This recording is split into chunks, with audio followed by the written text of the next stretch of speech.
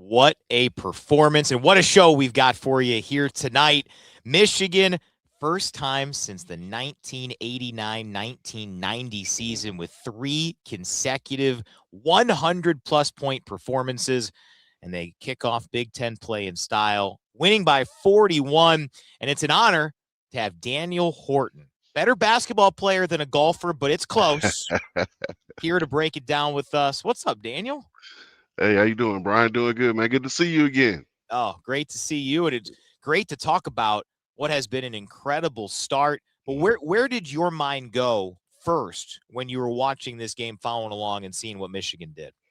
Man, the start that they had to the game, just bludgeoning Rutgers in the paint, was really encouraging to see, especially in this conference. You know how it gets as the season goes along. And with Michigan being so efficient and so adamant about attacking the paint and attacking, the other team's bigs in a certain way, it bodes well for the rest of the season. So it was really good to see them start that way and continue that, right? Especially against a team with plays 7 or 6 or 7 freshmen. You kind of want to keep that relentless pressure on them, especially making them play defense without fouling, right? And I think we were able to do that really from the start of the game with Morris Johnson. He dominated. So that was a beautiful performance. Yeah, take me through what you've seen from him, not just in this game, Morris that is, but all season long. We've heard him talked about as a junkyard dog. Dusty May has wanted Michigan to take on more of his persona. And boy, 22 points on 11 shots. It's tough to get much better than that. Yeah, no, it doesn't really get any better. I think Yaxel has also been great. I think them two together, along with Big Adi, their percentages in the paint as far as finishing around the rim has to be either tops in the country or close to it, right?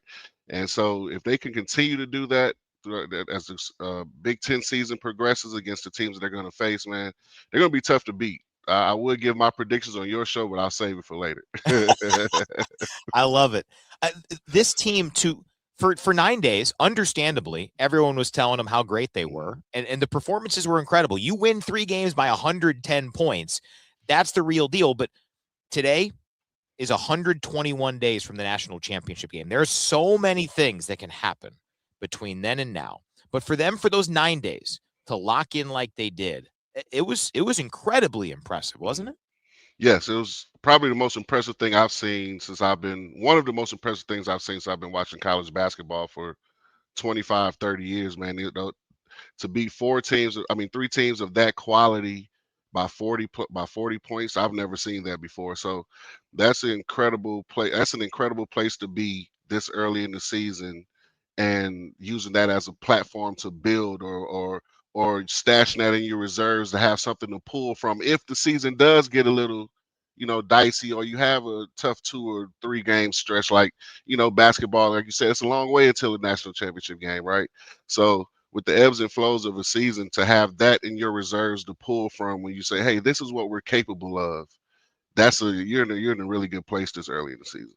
Thankful for all those who are watching. Again, new feature this year, did a couple of them solo, but the plan is to rotate with some former Michigan greats. We're going to have Justin Joyner, Michigan assistant, who has been on the scout for each of the last 2 games, the Gonzaga drubbing, and then this one. So a 40-point win and a 41-point win. Excited for fans to hear more from him, because he is as sharp as they come and as good of a defensive mind as possible. Encourage folks to like, comment. We'll answer some questions toward the tail end of the stream. If you've got them, fire them away here on the Michigan Athletics YouTube feed. The one thing about how Michigan stayed locked in, the to-do list for Dusty May, at the top of it, he said coming into this game, for those 9 days of work, they had 6 practices between Vegas and today's game, was transition defense. And for them to do what they did, transition defense, I don't think was a red alert, huge issue type thing. But they gave up 21 against TCU. It was a focal point, and I caught up with Roddy Gale Jr. about it post-game. Here's what he said about what worked for Michigan in terms of transition defense. I think our communication, I think we've done a terrific job in our preparation and practices, being able to rep that. I think one of our big things we got this year is our first and second unit are pretty good teams. So I feel like every day playing against the number 1 ranked defensive team, being on the second unit, and then the second unit being able to compete and play against the first unit, I feel like we just better ourselves with our competitiveness in practice. And I feel like we get a great look in practices, so it was able to transfer to the games. You heard it there first, Daniel. Communication. Yep. No, communication is huge in transition, especially when you're any type of scramble defense on the basketball court, right? You have to get back and talk and point and match in transition. That way you can stop the ball, protect the rim. The last couple guys are sprinting back weak side to make sure we get weak side covered if we already covered strong side. So to see those guys do that at a high level has really been the foundation for what they've done over the last, in Vegas and tonight and today as well. Their defense has been smothering people. And, it's down here in Texas, we like to say they've been stuffing people in lockers for about 3 or 4 games now with their defense. And so if that, with the defense setting the tone and setting the platform, you can also bludgeon people to death in the paint. You can take your time and slow drip people, and Morris Johnson can go 7 for 8, and all 8 of those shots are layups, right? And you can pick and choose when you want to make threes and make timely threes. So it allows you to play a certain way that's, to be honest, especially at the college level, it's really tough to beat that style of play, especially with the size and athleticism they have. So yeah, the waves that Michigan can come at teams, right? I mean, there are sequences where Michigan can basically just shuffle in a line change, and you've got these fresh bodies. And what was remarkable about what Michigan did in Vegas, no player scored more than 20 points, and no player played more than, I think, 27 total minutes. And that trend almost continued today. Yax was the leader with 27 points, and Morez, he jumped up to 22 points. So for that balance and the fact that Michigan hasn't needed to play a guy 30-plus minutes since, I think, TCU, I mean, it's remarkable. It's got to be so difficult to try to scheme against right now. No, it's definitely difficult to scheme against, and it allows you to develop your entire roster. You know what I mean? You play that many guys, you never know who's going to be healthy, who's not going to be healthy. And if you're fortunate everyone's healthy, now it's hard. Like you said, it's hard to game plan for a team that's going to play 10 or 11 guys, right? And it allows you to stay fresh on defense. We don't really pressure on defense, but we do a great job of guarding our yard and protecting the paint and helping on drives and being active in the passing lane. So when you're able to play that many guys, like you say, you can stay fresh on defense. You can continue to push the pace on offense and really put pressure on the other team. Like the other team can't afford to drop off when they bring their reserves in the game, because there's really not a drop off with ours. So it's been beautiful to see. You can see Michigan starting to really find itself, and we talked about Morez and his junkyard dog mentality, something that Dusty May wants this team to take on more and more, but he'd like even more of an enhancement, as he told me on the radio post-game show. We haven't taken it on enough because we're moving in that direction, but just the sheer force that he plays with. He had 3 steals. I bet there were probably 5 possessions with those 3 included in it that he wasn't in position to get, and he just got them. He went, his baskets around the rim in the first half. I think those were probably 50-50 at best. We took some calculated risks throwing in the ball, but I think our guys trust he's going to win those catches, and he turns those 50-50 basketballs into point-blank layups. So very grateful that he's on our team. For him to get 22 and 4 and 3 in less than 24 minutes is a testament of how efficient he's playing. I mean, his impact is immediate, isn't it? Yes, it is. Like you said, the junkyard dog mentality he brings to our defense. He's able to shore up a lot of areas, like Dusty just mentioned.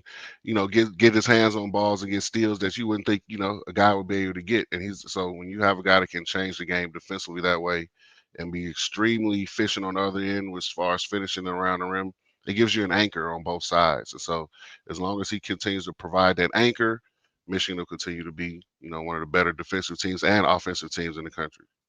I asked Rez if he feels like the team's getting closer to emulating him. Yeah, I do. I do see them guys picking it up. You can tell in practice, practices are a lot more competitive. Guys going after each other. I definitely can tell. Morez is so much louder on the court than he is off the court. He's a gentle giant as we welcome in Michigan assistant Justin Joyner. Coach, congrats on the win. You got Daniel Horton, former Michigan great, with you here tonight as well. What's up, legend? Appreciate your time. Love to be on here. Let's start with Rez. How much does he impact defensively, this team? Yeah, I think it's obvious when you watch the game how much of an impact he is. He gives us a force, in terms of just a physicality, a toughness, a tenacity. He's an everyday guy. He makes our practices intense. He really raises the bar for us, and it's fun to be on his team. I'll tell you that. Daniel, fire away with some questions for Coach. Yeah, so I guess my question would be, has there been a change in philosophy from last year to this year with I guess you could say the change in the roster makeup as far as how you guys want to play defense? Or I haven't seen as much switching this year. I know you guys still do switch some, but it seems like with guys like Yaxel and Morris Johnson being that anchor on defense, you don't have to do as much of that. It allows you to be more solid. Is that the case? Yeah, for sure. I mean, listen, we want to switch and be disruptive. That's kind of one of our ways we can be disruptive. But at the same time, when you have that type of size behind you, it's beneficial for us to keep, a guy like Merez or a guy like Adai around the rim, protecting the rim, and allow our guards to navigate screens. So yeah, it gives us a little bit more flexibility, I'd say, to be able to do different things depending on what the game calls for. Yes, sir. Coach mentioned the focus on transition defense from Vegas here. And, the number that popped out the most was TCU. I think they had 21 fast break points. But for your defense to hold them to 0, I'm sure it wasn't flawless in every set, but to hold them to 0 when that was so high on the to-do list, what'd you see from that transition defense? Just an effort to get back and sprint and more communication. I think, transition defense, it's never going to be perfect. I think that we needed to clear some things up in terms of, not necessarily having to match to certain guys, but just getting bodies on bodies in transition defense with our, with our versatility and our size. We just want 5-on-5, and then from there we can fix any matchup over the course of an offensive possession. So clearing things up, but at the end of the day, our guys are sprinting back, they're communicating, they're talking, and they're matching up, and that's what you ask for. I think Coach will agree as well. When over the last 4 games, they've done a great job of taking care of the basketball, and that helps you with transition defense as well. No doubt. It's not a jailbreak to the other end. So that's been awesome to see as well. Yeah, 11 turnovers for Michigan offensively. And someone with none, Justin, I know you know a lot about good guard play, Elliot Cadeau. To me, the 0 turnovers and the 0 fouls stand out maybe just as much as the 9 assists in this game. When he just has a possession that you get a chance at a shot, how lethal can he in this offense be? Unbelievable. I mean, I think you see it with our spurt ability. The game went from, 17 to 30 like that, it felt like. And it really is just his ability to anchor us and create leverage for us, whether it's with his penetration, whether it's in transition, and then guys ultimately being able to be free and make shots and finish plays. And yeah, it's just great to have him on our team. He's a ball handler that can create penetration. He's a guy that's elite in transition, and we've been really pleased with his defensive effort. He's gotten so much better there. Yeah. So he'll continue to take strides, and as he goes, we will go. From an offensive standpoint, when you have a guy like Yax who is just so able to fill the box score without forcing the usage, right? I mean, his unselfishness, obviously impressive, but just everything seems in the flow of the – it's probably tough to coach at the start, but to coach around, I have to imagine that allows and unlocks so much for you guys. Yeah, no doubt. We've talked about this before, but we're still learning our team. And Yax is still learning kind of where he fits in all of this. Obviously, the ball in his hands, he's so special. But I think over the course of the last few games, for sure, he's been able to catch the ball and shoot the ball at a high level, just leaning into that part of his game. And we felt like in the portal, it was something that he was good at, but he just didn't shoot at the volume that we would want. But now he's playing with confidence. He's shooting the ball with confidence, and that just unlocks his penetration, and unlocks him getting to the rim, and it gives our other players more space to operate. So he's still getting better offensively and defensively, but man, him shooting the ball is just such an added element for us. I always find it so interesting, and Daniel, I'd be curious you weighing in as well. The fact that Michigan is as deep as it is, to be able to run some legit 5-on-5, and you think about the deep reserves that are on this team, right? Winters Grady, sharpshooter, someone, Justin, you were very integral to his recruiting and bringing him here to Michigan. I think Oscar Goodman just makes a lot of winning plays, whether it's in practice or even a few of the times here. He had that offensive rebound at the free throw line here today where he just does winning things. and you got a 7'2" project, but one with tantalizing ability in Malik Cordell. I mean, that's with the 9 that play most of the time. That's a 6-on-6 battle that if everybody's healthy in practice, that's tough to simulate, right? I mean, how much of an impact has that had, Justin? It's a huge impact. It's like if guys don't want to compete at the highest level on a day-to-day basis, then those guys are going to come after them. After our Gonzaga game, I spoke to their staff, and one of their assistants I'm pretty close with, and he talked about their 2021 team and their 2017 team. Both those teams played the national championship. And the thing that stood out to them, especially with their 2017 team, was just their depth. Like couldn't take days off. Their practice habits had to be so sharp because they had so many players that were bringing on a day-to-day basis. And I think your depth obviously helps you when it comes to the course of a game, foul trouble, needing to go into your bench to get different things. But the other piece of that is just your practice. Like, it's going to be a hard practice. It's going to be a hard practice on Monday. Like we gotta practice hard because here comes Oscar, here comes Malik, like here comes Ricky, here comes Winter. Like we have dudes on this bench that can play. And the other thing to that is like when we beat teams by 40, they're playing against the Gonzaga, they're playing against Auburn, they're playing against San Diego State. They're getting 6 to 8 minutes against really good players, against top 20 level teams. Like those are quality reps. And as we continue to accumulate those guys get more comfortable. Those guys start playing better. And as a result, we become a better team. I agree 100%, man. I agree 100%, especially when you're able to get those guys those 6 to 10 minutes or whatever during the game. But also when you, like you say, you have 6 days of practice over the last week or so, you're able to have good physical practices, right, to continue to prepare for what you're going to see later on in the season, right? So especially playing in the Big Ten, right? I know you got the guy down the road sticky. If he has 6 days of practice, they're in football past 2 no question.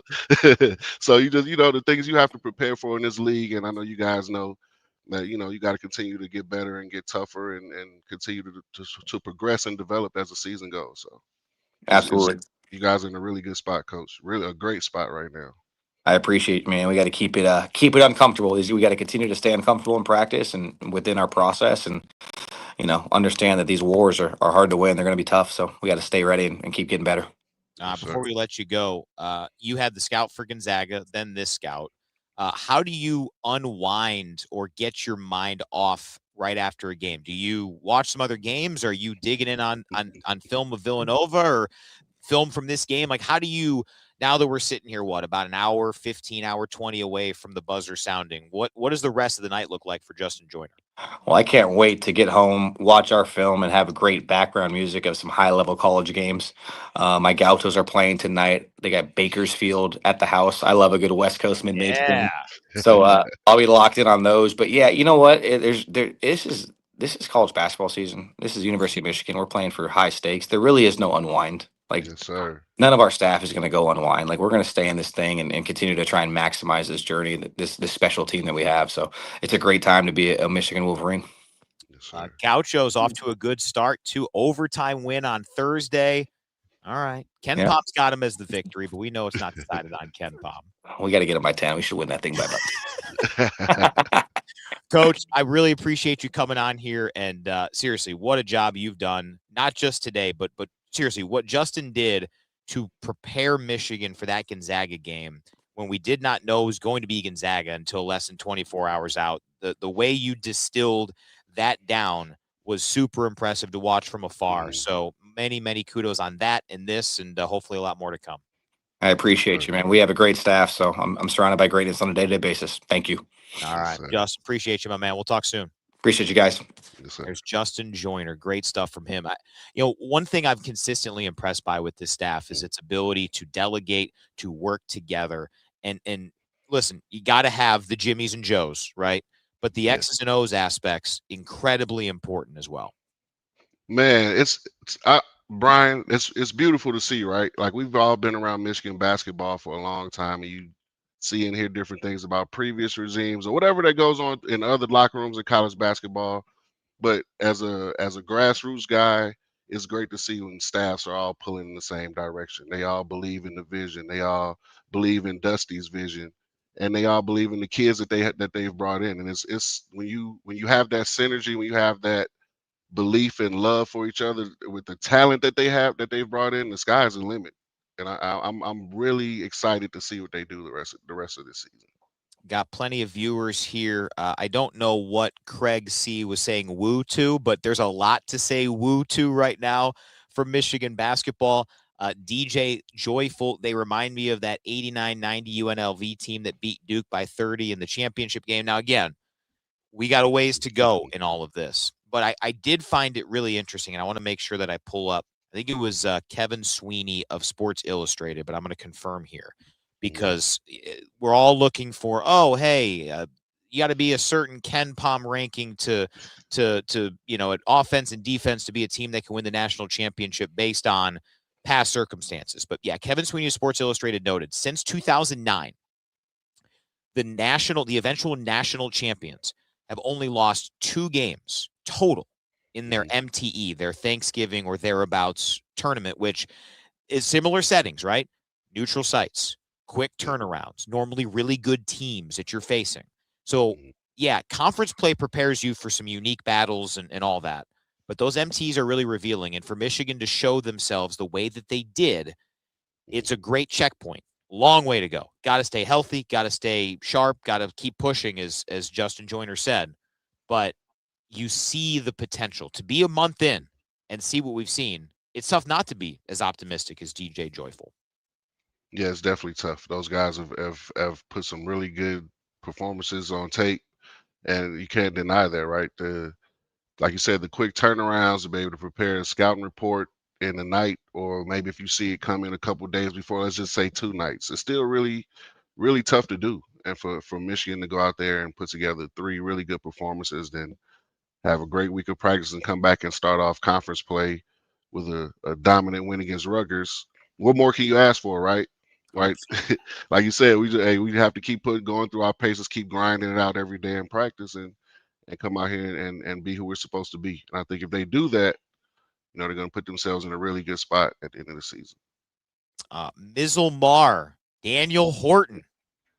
Salute, baby. Salute.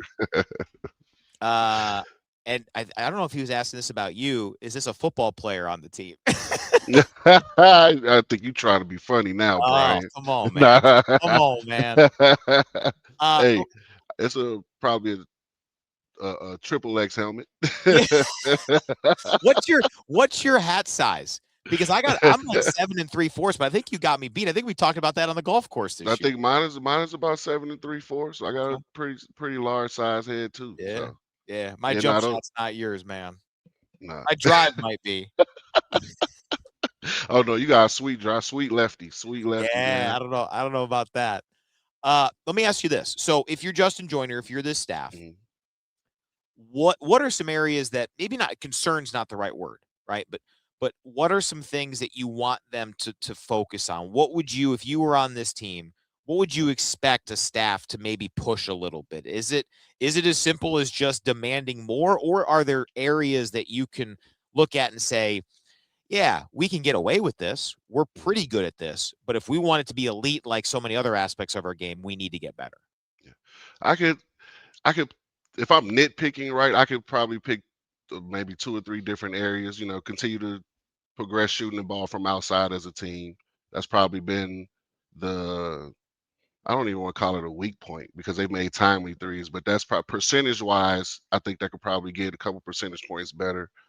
And just from what you may see down the line, and whether it be in the Big Ten or the NCAA tournament, offensive rebounds and guarding the ball, right? I think that's going to be two things that they're going to have to prove that they can do. When we see teams that have multiple guards that can put the ball on the deck and attack the paint and attack their ball screen coverage, as well as blocking out and clearing the defensive glass. I think if we can navigate those 2 things and get really good at those 2 areas, they'll be fine, right? Because college basketball is a guards game, and so if you can't guard the ball, if you can't keep guys out of the paint, especially as you go later on in the year, it's going to be hard to get to where you want to go. And isn't it kind of becoming now where it's a guards game, and the teams that have wings and even big men who can play like guards at times, right? Like that was, in so many ways, that's what unlocked Michigan last year, was Danny Wolf at times being, in essence, the point guard. And with Yaks, and I would put, now Morez made 2 threes. That would probably be at least tied for his season high, right? I don't want to give a cap on him, but that's probably it. He had taken 2 threes in his career before today. Right. But what he does inside of 15 feet, I'm not saying it's guard-like, but it's athletic enough. He can defend guards. So isn't that kind of where this is going and why Michigan is so uniquely qualified to be a contender? Because, I mean, Yax can guard guards. He can guard quick players. He can act like a guard. I mean, it's amazing the puzzle pieces really outside of a die who can terrorize guards by jumping toward them at 15 feet jumpers. Anybody can kind of wiggle around like that. Yeah, no, for sure. They have a unique flexibility with their length and athleticism on defense. But for me, having as a former guard, right, I would love to see a 6'9" guy on me. I don't care what his athletic ability is, right? So as you progress, you see the elite guards that you're going to see as you progress to an Elite Eight or a Final Four or a national championship game, right? We're going to really, or a Big Ten championship, we're going to see Braden Smith at some point this year, right? When you play against those elite guards, can you control the ball and keep the ball out of the paint? And so far, I don't think we've played against too many elite backcourts yet, but once we do, that'll be a test, right? I'm not saying we can't handle that because they can still go out and stuff them in the locker just like they've done everybody else. But that's, like you said, if you're asking me an area to where I would like to see them tested, or they may have, it may be a small chink in the armor. If you're nitpicking, those are the couple areas: offensive rebound and then being able to guard the ball. Yeah, no, and that was something Justin Joyner talked with Terry Mills at halftime on our radio broadcast, and he said that the one area that they were frustrated with was that they gave up 7 offensive rebounds in the first half, and then Rutgers ended up getting 7 offensive rebounds in the second half. So that will unquestionably be a point of emphasis in film with a quick turnaround getting ready for Tuesday night in Villanova. The other aspect that does help Michigan, I think, the fact that you've got 6'5" Roddy Gale and 6'5" Amari Burnett. I mean, their intelligence just jumps off the court when they're out there, doesn't it? Yeah, those guys have played a lot of basketball over the last 3 or 4 or 5 years, right? So Michigan has a unique advantage of having guys who are, very experienced, as well as still extremely hungry to be successful in the Michigan jersey. And I think those things, especially against a team like today, like we talked about before, I think they had played 7 freshmen today. So for Michigan to come out and have the performance they had just shows these guys with their age and their maturity, their basketball IQ, can come out and just have a workmanlike performance and still beat guys by 40. So it's hard to see to be honest, it's hard to see anybody. Like, there's going to be challenges as the season goes on, right? There's a lot of basketball, but I think in the end, these guys are going to be one of the top 2 or 3 teams in the country going into the tournament. How about this number? And then I'll get your final thoughts. Michigan last year went 14-6 in Big Ten play. Mm-hmm. They won those 14 games by a combined 79 points. Yeah. I didn't realize this until now. Michigan was outscored last year in Big Ten play. Their 6 losses were by more than their 14 wins were by. Mm-hmm. They win their Big Ten opener. Now, Rutgers, I like Steve Peichel as a coach. Defensively, he's been very good. I think he's just probably working with a lot of freshmen who they need personnel to be good defensively, and we'll see what they become, but they're 0-2. Mm-hmm. It's one game.